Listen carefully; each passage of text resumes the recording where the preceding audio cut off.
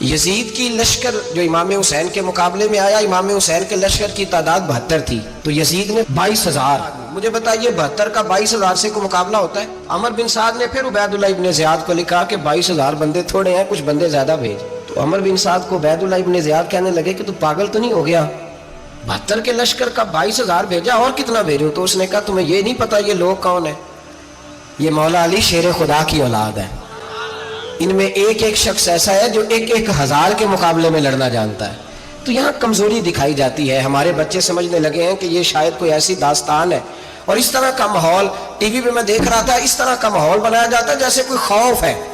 یعنی واقع کربلا کوئی ایسا واقعہ جسے دیکھ کے خوف طاری ہو جائے، بچے راتوں کو ڈرے.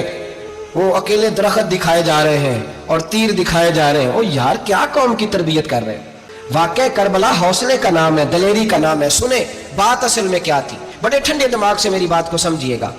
حضرت مولا علی شیر خدا کے بعد مسلمانوں کے متفقہ امیر بنے تھے حضرت امیر معاویہ. انہیں امیر کس نے بنایا تھا؟ امام حسن نے.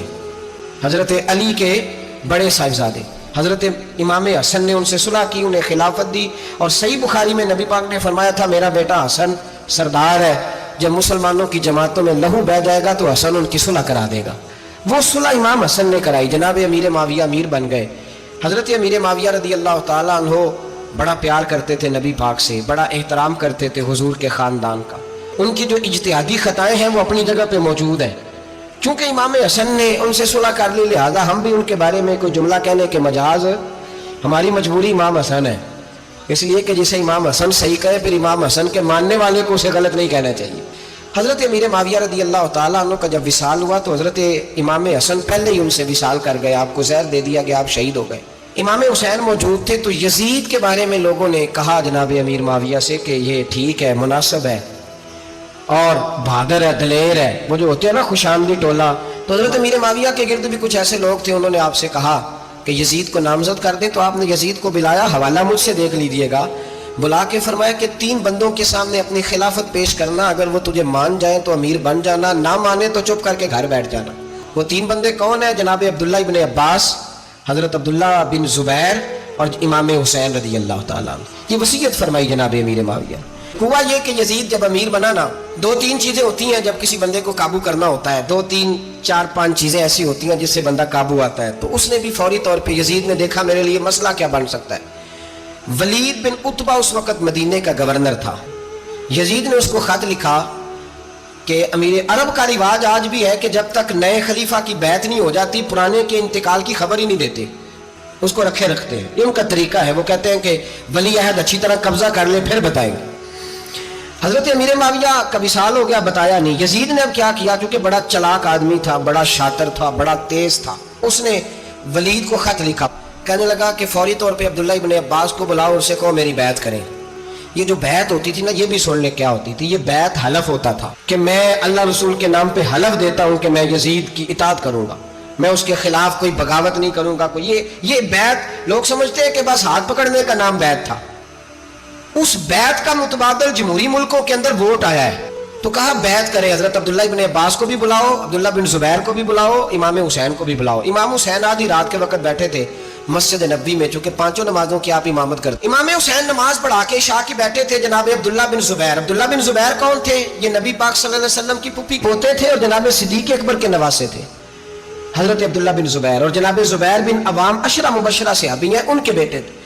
بہت زیرک آدمی تھے. یہ بھی امام حسین کے پاس بیٹھے تھے. عبداللہ ابن عباس بھی تھے جو حضور کے چچا کے بیٹے ہیں، اس امت کے پہلے مفسر ہیں قرآن پاک. یہ لوگ بیٹھے تھے. تو ولید نے ایک بندہ بھیجا، اس نے آ کے کہا جناب آپ کو گورنر صاحب نے بلایا ہے. تو عبداللہ بن زبیر کہنے لگے حسین اس وقت بلانے کی بات سمجھ میں نہیں آئی. تو امام حسین بڑے بصیرت والے تھے، اللہ نے بصیرت دی تھی. کہنے لگے عبداللہ آپ کو سمجھ نہیں آئی، مجھے سمجھ آ گئی ہے، امیر معاویہ وصال کر گئے اور یہ ہمیں جو بلایا گیا ہے نا، یہ یزید کی بیعت کے لیے بلایا گیا ہے. تو کہا پھر آپ آدھی رات کو نہ جائیں، آپ کے لیے خطرہ ہوگا. تو امام حسین فرمانے لگے خطرہ حسین کو نہیں ہوتا. نہیں کہا پھر بھی آپ مہربانی کریں ذرا احتیاط سے جائیں. تو جناب عبداللہ ابن زبیر نے، عبداللہ ابن عباس نے 14 بندے نیزے دے کے، تلواریں دے کے امام حسین کے ساتھ بھیجے اور کہا کہ امام حسین اگر اس نے کوئی غلط ملت بات کی نا، زبردستی بیعت کرنے کا کہا، تو آپ بس کوئی ایک بات اونچی آواز میں کر دینا، یہ سپاہی پیچھے آ جائیں گے. امام حسین ان 14 بندوں کو لے کے گورنر ہاؤس پہنچ گئے. جب آپ وہاں پہنچے اس نے بتایا، اس نے کہا جی حضرت امیر معاویہ انتقال کر گئے اور آپ نے یزید کی بیعت کرنی ہے. تو امام حسین فرمانے لگے میں چھپ کے بیعت نہیں کروں گا، مجمع لگاؤ، جمعے والے دن اعلان کرو، جو طریقہ ہے حضرت ابو بکر صدیق کا، جو طریقہ ہے حضرت عمر فاروق کا، جو انداز حضرت عثمان غنی کا ہے، جو مولا علی کا ہے، سر عام اعلان کرو. اگر ساری دنیا یزید کی بیعت کرے گی تو میں بھی تیار ہوں. تم مجھ سے بیعت لے کے پھر لوگوں کو بتانا چاہتے ہو کہ حسین بیعت کر رہے ہیں تو تم کیوں نہیں کر رہے؟ میں عام آدمی نہیں ہوں، لہذا چھپ کے بیعت نہیں کرتا. جب یہ بات کی نا تو ولید بڑا نرم دل تھا اور امام حسین کی شان کو جانتا تھا، وہ جانتا تھا یہ نبی پاک کا خاندان ہے. اس نے کہا جی مجھے تو حکم تھا، باقی آپ حضور کے نواز ہیں، میں کل کچھ. وہاں ایک بڑا بدبخت شخص بیٹھا تھا، عبد الملک بن مروان. وہ ولید سے کہنے لگا کہ اگر حسین آج تمہارے ہاتھ سے نکل گئے تو تمہارے لیے بہت بڑا مسئلہ کھڑا ہو جائے، انہیں جانے نہ دینا، یا بیعت کراؤ یا ان سے کہو جنگ کے لیے تیار ہو. تو امام حسین رضی اللہ تعالیٰ عنہ کے کانوں میں آواز گئی تو فرمانے لگے ابن مرجانہ، اگر تیرے اندر جرت ہے تو آ سامنے حسین کے، اس کے کانوں میں باتیں نہ کر، کانا پھوسی نہ کر، باہر آ میدان میں، شرارت نہ کر، باہر آ، میں تمہیں ابھی بتاتا ہوں کہ حسین سے مقابلہ کرنے کا انجام کیا ہے. یہ کہہ کہ امام حسین باہر نکلے، اپنے بھائی محمد بن انفیہ کو بلایا، عبداللہ بن زبیر، عبداللہ ابن عباس، ڈھیر سارے لوگ اکٹھے ہو گئے. فرمایا یہ معاملہ ہے، اب کیا کرنا ہے؟ تو وہ کہنے لگے حضور وقت ابھی مناسب نہیں ہے، آپ اس طرح کریں یہاں رکے، ہم مکے سے، عراق سے، کوفے سے لوگوں کو بلاتے ہیں، یہاں ایک بڑی مجلس مشاورت قائم کرتے ہیں. امام حسین فرمانے لگے اگر تم مشاورت قائم کرو گے تو ولید اور عبد الملک بن مروان وہ تو جنگ کرنے کو تیار ہے، اور نبی پاک نے فرمایا ایک مینڈا ہوگا جس کی وجہ سے مدینے کی گلیوں میں لہو بہے گا. فرمانے لگے میں وہ بکرا، وہ مینڈا نہیں بننا چاہتا. کہا پھر آپ کیا کریں گے؟ تو امام حسین رو پڑے، فرمانے لگے میں مدینہ چھوڑ جاؤں گا لیکن مدینے کی حرمت پامال نہیں ہونے دوں گا. امام علی مقام آدھی رات کے وقت نکلے. سیدہ فاطمہ کا دروازہ ایک اس دن تھا جس دن حضرت مولا علی کوفے چلے گئے تھے، اور دوبارہ آج تالا لگا جب امام حسین نکلے. آپ جنت البقیع کے پیچھے کھڑے ہو کے حضور کا روضہ دیکھنے لگے. اس وقت گنبد تو نہیں ہوتا تھا، روضہ دیکھنے لگے. نانا تیرے کرم کے خزینے کی خیر ہو، میں جا رہا ہوں تیرے مدینے کی خیر ہو. سارا خاندان لے گئے، مکے تشریف لے گئے. حج کے ایام قریب آنے والے تھے. امام حسین نے وہاں لوگوں سے باتیں کی. جب امام حسین وہاں پہنچے تو کوفے سے خط آنے لگے. کوفہ حضرت علی کا دارالخلافہ تھا، وہاں آپ کے محبین، پیار کرنے والے ڈھیروں تھے. انہیں خط لکھے کہ حضور آپ چپ کر کے بیٹھے ہوئے ہیں اور ہمارے اوپر یزید مسلط ہو گیا ہے، آپ اگر میدان میں نہیں نکلیں گے، آپ نہیں آئیں گے تو ہم اللہ کی بارگاہ میں شکوہ کریں گے کہ کوئی ہماری کمان کرنے کو تیار ہی نہیں ہوا. اور وہ خط 1 2 3 نہیں آئے، وہ خط اتنے تھے کہ 3 بوریوں میں بھرے تھے امام حسین نے، 3 بوریوں میں. اب مجبوری ہو جاتی ہے، حق کے لیے کئی دفعہ بات کرنا مجبوری ہوتی ہے، اگر نہیں کرے گا تو پھر اس کو بھی قبر میں جواب دینا پڑے گا. امام علی مقام رضی اللہ تعالیٰ عنہ نے مکے میں اب لوگوں کو جمع کیا مشورے کے لیے. ہر بندے نے کہا حضور وہ بلا تو رہے ہیں پر اپنے وعدوں کے پکے. کہا حضور وہ پکے نہیں، آپ نہ جائیں. ہر بندے نے کہا حالات ٹھیک نہیں، حالات گراؤنڈ ریالٹی صحیح نہیں. یہی مشورہ آج بھی ہر بندہ دیتا ہے، ابھی حالات نہیں. اتنے خراب حالات کبھی نہیں ہوئے تھے جتنے امام حسین کے دور میں تھے. لیکن فرمایا میں دین کے خلاف غلط حکمران کو مسلط ہونے کی اجازت، بول کے بتائیے، بول کے، غلط حکمران کو مسلط ہونے کی اجازت، مزاحمت کروں گا، مخالفت کروں گا. امام کہنے لگے کوئی بات نہیں، وہ میرے ساتھ چلے نہ چلے لیکن میں کوفے جاؤں گا. وہ لوگ میرے ساتھ کھڑا ہونے کو تیار ہیں تو وہ جھوٹ ہے یا سچ ہے پر میں چلوں گا. جب امام علی مقام نے اصرار فرمایا تو جو آپ کے قریبی صحابہ کرام کی اولادیں تھی ساری، یہ بھی اب بیماری ہے. کچھ لوگ کہتے ہیں جی صحابہ نہیں ساتھ چلے، تو میں کہتا ہوں اہل بیت نبوت کے تو کل افراد 21 تھے، تو 72 میں باقی اولادیں کس کی تھیں؟ وہ ساری صحابہ کی اولادیں تھیں. وہ سارے، پتہ نہیں کیوں اس طرح کا فلسفہ بیان کیا جاتا ہے جس میں حالات خراب ہو. حضرت سیدنا امام علی مقام کو جب بہت زیادہ کہا گیا نا تو امام حسین رضی اللہ تعالیٰ انہوں نے فرمایا چلو میں ایک کام کرتا ہوں، مسلم بن عقیل کو بھیجتا ہوں. حضرت علی کے بھتیجے ہیں، امام حسین رضی اللہ تعالیٰ عنہ کے چچا کے بیٹے ہیں، حضرت عقیل کے صاحبزادے مسلم بن عقیل. بڑے سمجھدار آدمی تھے، معاملہ فہم تھے، بڑے جری تھے. اتنا زبردست مشورہ کم لوگ دیتے ہیں جتنا حضرت مسلم بن عقیل دیتے تھے. ان کو بھیجا گیا کوفے. اب اس میں بڑی تفصیل ہے، وہ اپنے 2 بچے بھی لے گئے. جب وہ کوفے پہنچے نا تو کوفے پر جناب نعمان بن بشیر کی حکومت تھی. آپ گورنر تھے اور اہل بیت سے بڑی عقیدت رکھنے والے، نرم رویہ. عبید اللہ ابن زیاد کوفے کا گورنر نہیں تھا، یہ کسی اور علاقے کا تھا. जब आप वहां पहुंचे तो नौमान बिन बशीर ने देखा कि हजरत मुस्लिम बिन अकील आए हैं, तो लोग दौड़े उनकी बैत करने, भागे। इतने लोग जमा हुए कि एक दिन में 17,000 आदमी ने बैत कर ली। कितने बंदे जी? 17,000 आदमी एक दिन आया। अब वो जो इमाम मुस्लिम बिन अकील के वहां नारे लगाने वाले थे, कहने लगे हुजूर ये पहले दिन की कारकर्दगी है, 2-4 दिन में देखिए क्या होता है। 2-4 दिन में क्या हुआ? 40,000 आदमी ने बैत कर ली। अब वो 40,000 बंदा तैयार हो गया। इधर से जो यजीद के वफादार थे उन्होंने खत लिखा यजीद को कि तूने बड़ा नरम आदमी गवर्नर बनाया है और 40,000 बंदा चला गया हुसैन की तरफ। अगर एक आध दिन मुस्लिम बिन अकील और रहे तो जो तुम्हारा गवर्नर बैठे हैं ना जनाब नौमान बिन बशीर, उनको गवर्नर हाउस से निकाल के मुस्लिम बिन अकील कब्जा कर लेंगे। तो चुप करके बैठा है। यजीद बड़ा तेज था, उसने एक आदमी घोड़े पे दौड़ाया। उबैदुल्लाह इब्न ज़ियाद एक और इलाके का गवर्नर था, पर बड़ा जालिम सा बदमाश था, बड़ा सख्त गिर आदमी था। उसको कहा कि तू पहले एक सूबे का गवर्नर है, जा तुझे दूसरा सूबा भी दिया। इस तरह कार फौरी तौर पे कूफे पहुंच और जाके मुस्लिम बिन अकील को गिरफ्तार कर, जो आदमी उनका साथ फिर भी दे उसे कत्ल कर दे। उसने क्या किया, वो आधी रात को आया, मुंह छुपाया, जुब्बा पहना, लोग समझे इमाम हुसैन आ गए।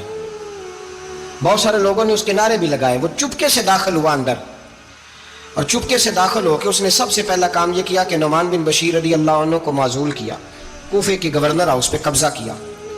फिर उसने उसी वक्त सोए हुए सरकर्दा लोग, जिस तरह एक गांव का चौधरी दूसरे का मोहल्ले में कबीलों के जो लोग थे चौधरियों को बुलाया, कुछ को सजाएं दी, कुछ को सख्त कहा, कुछ को उनके ऐब गिनवाए कि वो तुम्हारा फलाना मसला फिर खराब कर दूंगा, ब्लैकमेल किया।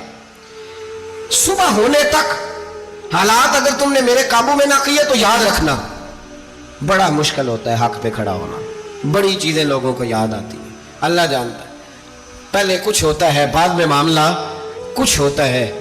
हजरत मुस्लिम बिन अकील के साथ जिस दिन उबैदुल्लाह इब्न ज़ियाद आया 40,000 का लश्कर था।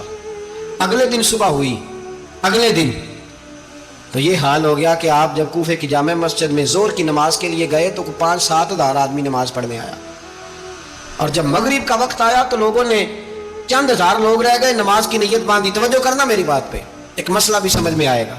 लोगों ने नमाज की नीयत बांधी तो हज़रत मुस्लिम बिन अकील इमामत कर रहे हैं, हाथ बांधे हुए हैं, तो बहुत सारे लोगों ने पीछे हाथ छोड़ दिए। एक बंदे ने दूसरे से पूछा वो हाथ क्यों नहीं बांधते? कहने लगे अगर उबैदुल्लाह इब्न ज़ियाद के किसी बंदे ने देख लिया ना तो हम उसे कहेंगे हम तो नमाज पढ़ ही नहीं रहे थे, वैसे ही खड़े थे, हाथ ही नहीं बांधे सिरे से। जब नमाज की इमामत बांधी तो 10-11 सफ़े थी। जब मुस्लिम बिन अकील रज़ी अल्लाह तआला अन्हु ने सलाम फेरा तो पीछे बंदा ही कोई नहीं था। हज़रत मुस्लिम बिन अकील को गिरफ्तार किया गया। अरब का रिवाज था दुश्मन को सख्त सज़ा दें ताकि बाइस इबरत बने। बहुत ऊंचा मीनार था कूफे का, गवर्नर हाउस का, ऊपर ले जाके जनाब मुस्लिम बिन अकील को ज़मीन पे गिराया गया। और जब वो शहीद हो गए तो शहीद होने से एक रात पहले वो ख़त लिख चुके थे इमाम हुसैन को कि आप आ जाएं, हालात बड़े अच्छे हैं। ख़त मिला तो इमाम हुसैन मक्के से कूफे की जानिब चल पड़े। इमाम अली मकाम रज़ी अल्लाह तआला अन्हु जब चल पड़े, तशरीफ़ ला रहे थे तो रस्ते में फरज़क शायर मिला, बड़ा मुहिब्बे अहले बैत था। रस्ते में मुलाकात हुई, अल्लाह अकबर। हज़रत मुस्लिम बिन अकील जब गिराया शहीद हो गए तो फिर उसने इस तरह किया कि आपकी लाश को लटका दिया चौक में। लोग देखते थे तो औरतें बच्चों कहती थी तूने बाहर नहीं निकलना, हमने नहीं इमाम हुसैन के साथ चलना, बस बस बड़ा खौफ है, कोई बंदा ना बाहर निकले, कोई नहीं ज़रूरत हमें, हालात बेहतर होगी तो देखी जाए। आज कितने लोग हैं, कितनी देखें पकी, कितनी न्याज़ें बटी, क्या कुछ हुआ। आप नाराज़ ना होना, मैं आप में से हूँ, आप मुझसे हैं, ये बात आपकी नहीं मेरी सब की है। आज भी अगर इमाम हुसैन के नाम पे जान देने की बारी आएगी तो देगे ही रह जाएगी। नाराज तो नहीं हो गए आप लोग? फटाफट माएँ कहेंगी बाहर नहीं जाना, बिल्कुल पुत्र सानू की लगे, सारा दिन कोई हमारे लिए। वो पीर साहब तो करते रहते हैं बातें, उनका तो काम है, खबरदार हमने नहीं जाना। देगे देने को सारे तैयार हैं, जाने देने को तैयार होना। नाराज हो गए आप लोग? चलो कोई नहीं, हो जाओ, खैर सल्ला है, बात तो ठीक कर रहा हूँ ना। हजरत इमाम हुसैन रज़ी अल्लाह तआला अन्हु ने फरज़क शायर रस्ते में मिला तो इमाम हुसैन को कहने लगा कहाँ जा रहे हैं? फरमाया मैं कूफे जा रहा हूँ। कहने लगा हुजूर ना जाइएगा, लोगों के दिल आपके साथ हैं, तलवारें आपके साथ नहीं। सैयदना इमाम हुसैन रज़ी अल्लाह तआला अन्हु को आके कहा हुजूर वो सारे कूफे वाले मानते हैं कि बात हुसैन की ठीक है लेकिन आपकी सपोर्ट नहीं करेंगे। और अगली बात फरज़क ने यह की कि हुजूर मैं हज़रत मुस्लिम बिन अकील की लाश को लटकी हुई देख के आया हूँ कूफे के चौक में, बड़ा ही खूबसूरत फिक्रा है इमाम हुसैन का।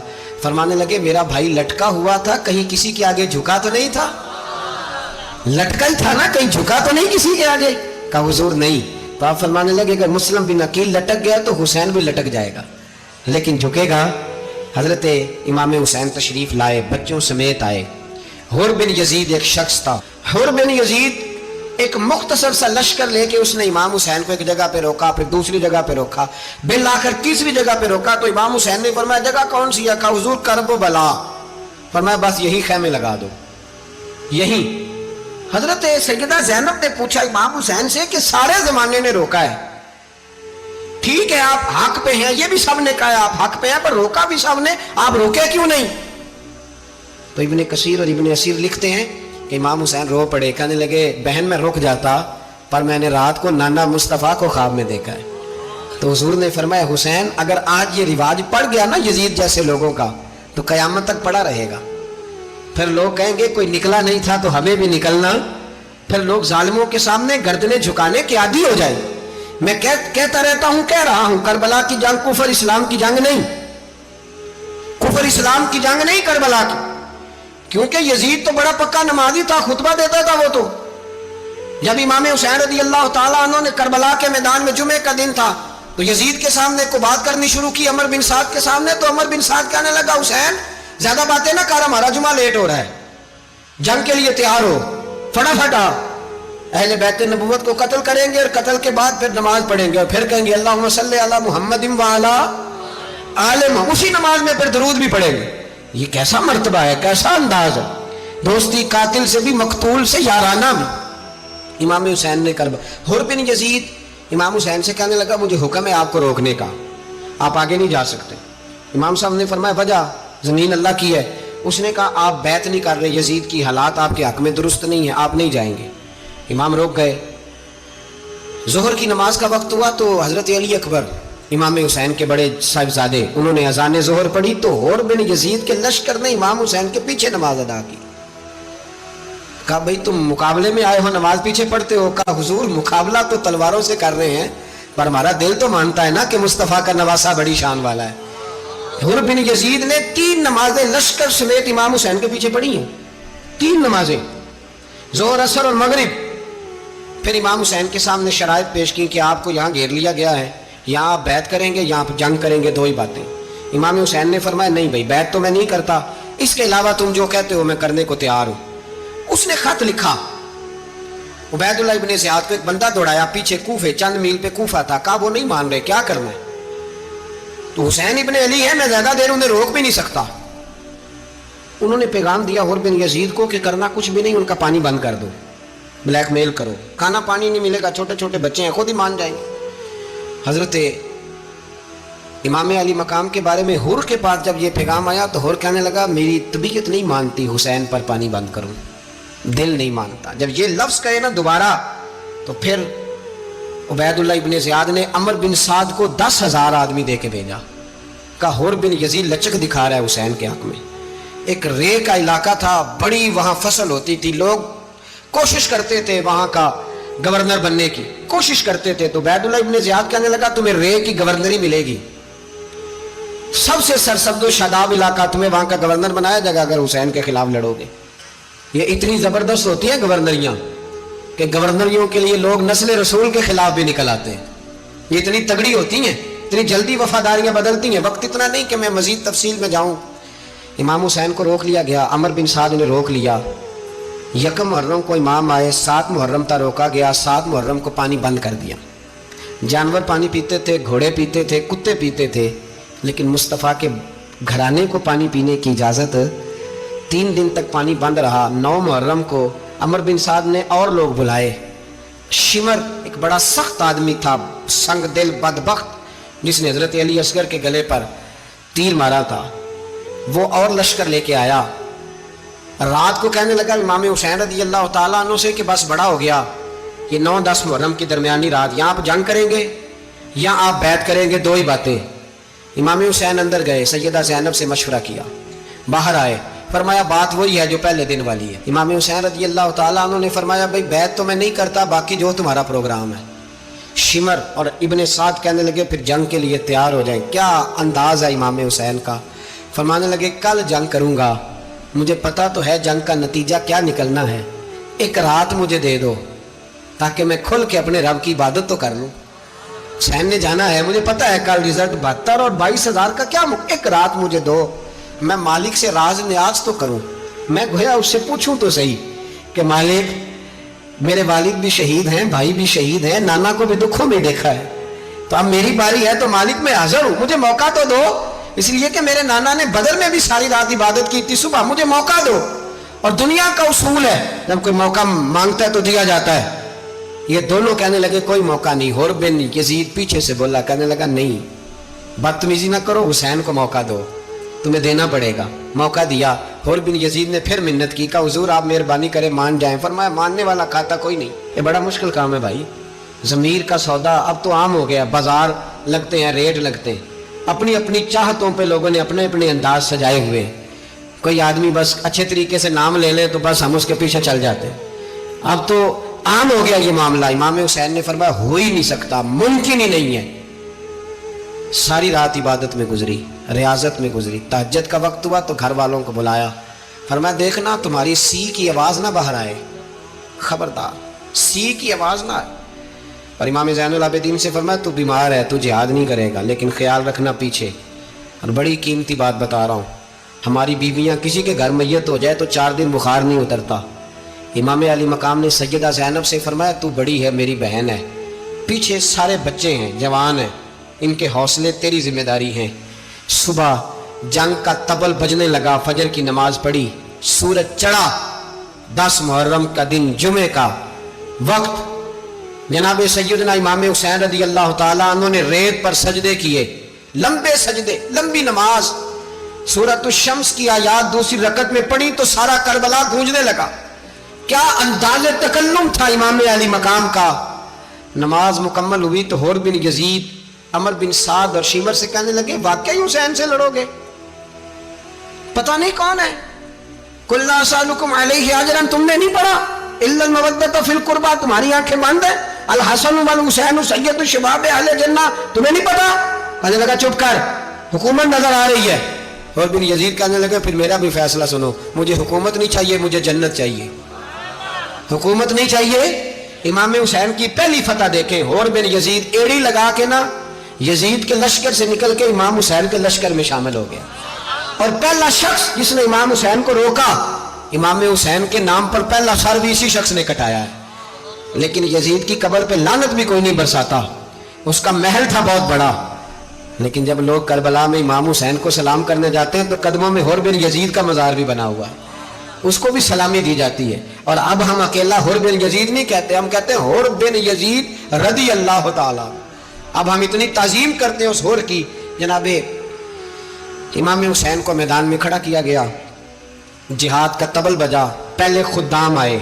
और सुन लो, आज वो पता नहीं बाजारी से लोग चढ़ गए स्टेजों पे, बाजारी से, ना चेहरे पे दाढ़ी है, ना सर पे कोई कपड़ा है, बाजारी लोग हैं, भाग रहे हैं, बाजू चढ़ाए हुए हैं, बटन खोले हुए हैं, तमाशा बना दिया। सुनने वालों का भी अल्लाह ही हाफिज है, वो स्टेज पे अहले बैत की शान बयान करता है, भाग के उधर जाता है। ये कोई तरीका है? सुनने वालों का भी अजीब अंदाज है, हर बंदे को सुनने बैठ जाते हैं। दीन मुहस्सब है, तहजीब वाला है, दलाइल रखता है, दीन वकार रखता है, ऐसे लोग अब दीन बयान करेंगे। हजरत सैयदना इमाम हुसैन रज़ी अल्लाह ताला अन्हु सुबह जब जिहाद का वक्त आया, पता है कौन कौन थे करबला में? इमाम हुसैन के साथ इमाम हुसैन के 4 भाई थे करबला में। कितने? बोल के बताएं। हजरत अली के 4 बेटे, अब्बास बिन अली, जिनको हजरत अब्बास कहा जाता है ना, अलमदार, ये हजरत अली की दूसरी ज़ौजा में से अब्बास बिन अली भी थे, और अबू बकर बिन अली भी थे, उमर बिन अली भी थे, उस्मान बिन, ये हजरत अली के बच्चों के नाम है। ये आपके शहजादे इमाम हुसैन के साथ शहीद हुए। इनका नाम सिर्फ इसलिए नहीं लिया जाता कि इनका नाम खुलाफाए सलासा के नाम पे, हजरत अली ने अपने यारों के नाम पे रखा है, तो तुमने करबला के मैदान से खारिज कर दिया। ये तीनों शहजादे हजरत जनाब सैयदना इमाम हुसैन के साथ थे, ये भी शहीद हुए। हजरत जनाब ज़ैनब इमाम हुसैन की सगी बहन है, इनके 2 बच्चे थे, औन मोहम्मद। جب امام حسین میدان میں جانے لگے تو جناب زینب بچوں سے کہنے لگی نا پہلے بھائی نہیں جائے گا، پہلے بھانجے جائیں گے۔ 2 بچے شہید ہوئے۔ حضرت قاسم بن حسن امام حسن کے بیٹے تھے، وہ جب میدان میں جانے لگے تو امام حسین نے کہا نہیں بھائی تو نہیں جائے گا، تو میرے بھائی کی نشانی ہے، میں جاؤں گا۔ تو حضرت قاسم بن حسن نے ایک تعویذ کھول کے دیا کہ ابا جی میرے والد نے کہا تھا جب بڑی مشکل آ جائے تو تعویذ کھول کے دیکھنا، تو آج بڑی مشکل آئی ہے تو میں نے تعویذ کھولا ہے، تو یہ دیکھیں کیا لکھا ہے، یہ تو رکا ہے، تعویذ ہے ہی نہیں۔ جب کھول کے دیکھا تو اس پہ لکھا تھا قاسم اگر حسین پہ کوئی کڑا وقت آ جائے تو بیٹھ کے آگے آگے رہنا، اگر کڑا وقت میرے بھائی پہ کبھی آ جائے نا دیکھنا اس کے آگے آگے چلنا، اسے حسن کی کمی نہ محسوس ہو، پائیاں جہاں ساک نہیں کوئی جے وچ خار نہ ہوئے۔ سیدنا امام حسین پہلی دفعہ کربلا میں اس وقت روئے جب یہ رکا، آپ نے دیکھا تو فرمایا ٹھیک ہے اگر حسن کی یہ وصیت ہے تو میں نے زندگی میں اگر ان کی ہر بات مانی ہے اب بھی مانوں گا، تمہیں اجازت ہے۔ جناب قاسم بن حسن 16 سال کا جوان جب میدان میں نکلے تو ہائے ہائے پتہ نہیں کہاں سے آ گئی ہے۔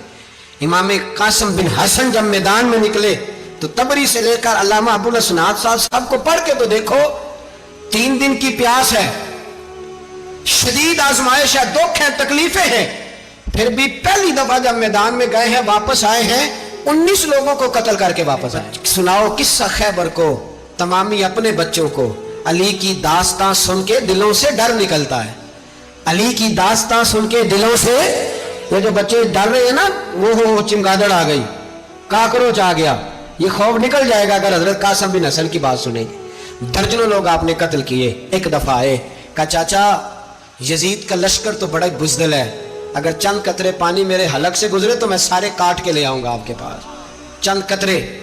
لیکن تھوڑی دیر گزری، عمر بن سعد کہنے لگا اکیلے اکیلے جاؤ گے تو علی کا پوتا ہے، یہ سب کو مار دے گا، کٹھے جاؤ۔ چاروں جانب سے تیر برسے، ایک تیر لگا آ کے گردن کے پیچھے، بس جناب سیدنا قاسم بن حسن گھوڑے سے نیچے گرے تو جناب زینب حوصلہ کر کے آنسو سمیٹ کے کہنے لگی میں دیکھ رہی ہوں پردے کے پیچھے سے حسین میرے بھائی کا بیٹا گر گیا ہے، جا اسے اٹھا کے لا۔ حضرت امام حسین ان کو اٹھا کے لائے تو امام حسین نے سینے سے لگایا ہوا تھا تو ان کے پیر، ان کا قد لگتا تھا امام حسین سے زیادہ ہے، اٹھا کے لایا، لٹا دیا گیا۔ امام حسین کے اپنے بڑے بیٹے میدان میں نکلنے کو، علی اکبر نام ہے، جب جن لوگوں نے حضور کو نہیں دیکھا تھا وہ جب کہتے نا ہم نے نبی پاک کا دیدار نہیں کیا تو بتاؤ کس طرح کے تھے، تو بتایا جاتا تھا کہ جناب علی اکبر کا دیدار کرو، ہم شبیہ مصطفیٰ۔ اور جب وہ گلیوں میں نکلتے تھے تو عورتیں چھتوں پہ چڑھ جاتی۔ جناب علی اکبر رضی اللہ تعالیٰ عنہ تلوار لے کے میدان میں نکلے، جوان بیٹے دینے بڑے مشکل۔ او یارو رٹا کیا ہے یہ تو بتاؤ، کہ ظالم آدمی حکمران ہے یار، یہ رٹا ہے، ایک ظالم کا رستہ روکنا ہے، اس رٹے کے لیے ہم شبیہ مصطفیٰ۔ جناب سیدنا امام علی اکبر میدان میں نکلے، بڑے لوگ مارے، بڑے، پھر ایک تیر ان کے بھی گلے میں لگا، اور جب وہ گرے نا زمین پہ تو حضرت امام حسین دوڑ کے آئے، دوڑ کے، اور جب تشریف لائے تو ان کے گلے سے تیر کھینچا تو ایک جملہ لکھا ہے صاحب تبری نے، اس نے حد کر دی، کہنے لگے تیر کھینچا تو امام حسین کی آنکھوں میں آنسو آئے، کہنے لگے کاش جناب ابراہیم آج میرے سامنے ہوتے تو میں انہیں کہتا کہ آپ نے تو بیٹا ذبح کرتے وقت آنکھوں پہ پٹی باندھی تھی، دیکھو میں کھلی آنکھوں سے بچے ذبح کر رہا ہوں، کھلی آنکھوں، کاش جناب ابراہیم خلیل ہوتے تو انہیں کہتا۔ جناب علی اکبر بھی شہید ہوئے۔ حضرت علی اصغر کو تو اچانک اٹھایا تھا امام حسین، باہر نکلے تو گردن پہ تیر لگا تو 6 مہینے کا بچہ وہ بھی شہید ہوا، خون اچھالا آسمان کی طرف تو کہا مولا دیکھ لے میں نے 6 مہینے والا بھی نہیں بچایا، وہ بھی دے دیا ہے۔ پھر حضرت عباس کو بیٹیوں نے کہا کہ اب نہ، کچھ کہتے ہیں پہلے شہید ہوئے، کچھ نے لکھا بعد میں، کہ اب ہم سے پانی کے بغیر نہیں رہا جاتا، تو جناب عباس پانی کا مشکیزہ لے کے نکلے باہر، ایک ہاتھ کٹا، دوسرے پہ مشکیزہ وہ بھی کٹا، پھر پانی تو بھر لیا تھا لا نہ سکے، پھر گردن کٹی تو شہید ہوئے۔ بچوں کی بھی شہادت ہوئی، پر جب ان کا لاشا اٹھایا تو امام حسین کہنے لگے مولا اب نہ حسین کی کمر کمزور ہو گئی ہے، اب کمزور ہو، اور بھائی ایک میت ہو جائے تو 4-5 دن تو پوری آنکھیں نہیں کھلتی، کیسا جری خاندان ہے۔ تھوڑی دیر گزری تو امام علی مقام نے پٹکا باندھا، سر پہ دستار باندھی، مولا علی کی تلوار پکڑی، نبی پاک کا امامہ باندھا اور گھوڑے پہ سوار ہوئے تو کہنے لگے زینب گھر تیرے حوالے اور میں اللہ کے حوالے، گھر تیرے حوالے اور میں. اور پھر امام حسین نکلے, امام علی مقام نکلے. راوی کہتے ہیں کہ یہ جلوہ پہلے بھی بڑے سونے تھے, پر آج جو رنگ دیکھا وہ کبھی نہیں دیکھا. کیا انداز تھا, جدھر جاتے نعرہ لگاتے تو حد ہو جاتے. اتنے لوگ امام حسین نے کاٹے, اتنے کاٹے, پھر واپس پلٹ کے آئے اور کہنے لگے زینب ذرا پردے کے پیچھے سے دیکھ تو صحیح میری بہن, ان بزدلوں کو جرت ہی نہیں ہو رہی حسین کے مقابلے میں آنے. ایک دوسرے کو دھکا دیتے, تو جا تو جا. پھر اکٹھے وار ہوئے. یہ کون ہے کٹا ہوا, لباس ہے پھٹا ہوا, یہ بال یقین حسین ہے, نبی کا نور عین ہے. پھر چاروں جانب سے تیر برسے. تو امام علی مقام چونکہ نماز کا وقت ہو گیا تھا, اترے گھوڑے سے, خون بہ رہا تھا, گرم ترین ریت سے تیمم کیا, سر سجدے میں رکھا, اور جب شمر آپ کی گردن کاٹنے لگا تو کہنے لگے ٹھہر جا ذرا رب سے ایک بات کر لینے دے. اور پھر بولے امام حسین, کہنے لگے مالک تو اب بتا کہ حسین سے راضی ہے کہ ناراض ہے, تو بتا. تو پھر ایک آواز آئی, یا ایتھا النفس مطمئنہ ارجعی الی ربک راضیۃ مرضیہ. فرمایا نفس مطمئنہ واپس آ جا, تو اللہ سے راضی ہے, اللہ تجھ سے راضی. امام حسین وہاں شہید ہو گئے. اب یہ قافلہ امام حسین کا سر کاٹ, ذرا دیکھنا غور کرنا, سر کاٹ کے نیزے پہ رکھا ہے, جسم کربلا میں پڑا ہے. عورتوں کو گھوڑوں پہ بٹھا کے لے جایا گیا یزید کے دربار میں. یزید پہلے عبید اللہ ابن زیاد نے بدتمیزی کی, پھر یزید نے کی. سعودی عرب کا ایک مولوی بول رہا تھا, سعودی عرب کا, ان سے بھی بڑا عشق ہے, جس نے تقریر سننی ہو میرے پاس ہے. ہمیں لوگ مشورے دیتے ہیں کہ جو یزید کو اچھا کہے اور حسین کو باغی کہے اس کو ہم امام مان لیں. اس بے شرم بے حیا کو جو نبی پاک کے گھرانے کے بارے میں بکے اسے امام. سعودی عرب میں مسجد نبی میں درس دینے والا, جس نے تقریر سننی ہو میرے پاس ہے. وہ کہتا ہے یزید تو بڑا اچھا آدمی تھا, اس نے تو بڑی خدمت کی, تو میں نے اسے کہا رشتہ داری کر لیا یزید کے ساتھ, قریب ہو جا. شرم نہیں آتی؟ آج بھی نبی پاک کا دل دکھاتے ہو, حیا نہیں آتی, خیال نہیں آتا؟ اور لوگ گھر میں بیٹھ کے باتیں کرتے ہیں, کہتے ہیں جی جو بیت اللہ میں ہو وہ بھی برا ہو سکتا ہے. بیت اللہ میں تو 360 بت بھی تھے, وہ اچھے تھے. مدینے میں تو 360 منافق بھی رہے, پوری سورہ منافقون نازل ہوئی, وہ اچھے تھے. عجیب تماشا بنا دیا لوگوں نے مذہب کا. وہ آج بکرا ہے, آج میرے پاس ویڈیو آئی ہے, کہتا ہے یزید نے تو بڑی خدمت, تو عبید اللہ ابن زیاد نے قتل کیا. بے شرمو, اگر عبید اللہ ابن زیاد نے بھی قتل کیا تھا تو حکومت کس کی تھی؟ بولے, بول کے بتائیں. تو پھر یزید نے عبید اللہ ابن زیاد کو سزا کیوں نہیں دی, بلکہ ایک جگہ 2 گورنریاں دی اس کو؟ یہ حال کیا. بلکہ سنو, جو حدیث پاک میں آتا ہے وہ یہ ہے کہ یزید چھڑیاں مار رہا تھا, چھڑیاں. امام حسین کے لبوں پہ تو نعمان بن بشیر صحابی تھے, بول پڑے, کہنے لگے یزید بدبخت, ہاتھ پیچھے اٹھا, مجھے اللہ کی عزت کی قسم میں نے سینکڑوں بار نبی پاک کو ان ہونٹوں کو چومتے دیکھا ہے. حضرت جناب زینب عورتوں کے مجمع میں پیچھے ہو کے بیٹھی ہیں. یزید کے پاس جب پہنچا لشکر تو یزید کہنے لگا دیکھو اللہ نے مجھے عزت دی اور میرے مخالفوں کا کیا حال ہوا. تو بی بی زینب بول پڑی, اتنے صدمے سہے پر آواز توانا ہے, جاندار ہے. حضرت سیدہ زینب نے جب سنا نا کہ یہ کہہ رہا ہے کہ مجھے اللہ نے عزت دی, تو جناب زینب بولی.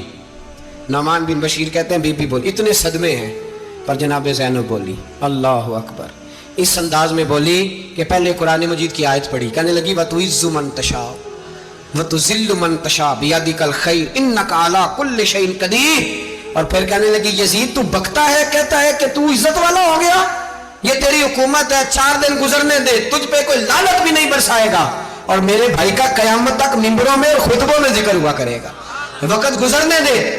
جب جناب بی بی زینب بول رہی تھی تو حضور کے ایک نابینا صحابی پاس بیٹھے تھے, جناب نعمان بن بشیر کا ہاتھ ہلایا, ہلا کے کہنے لگے کیا علی آ گئے؟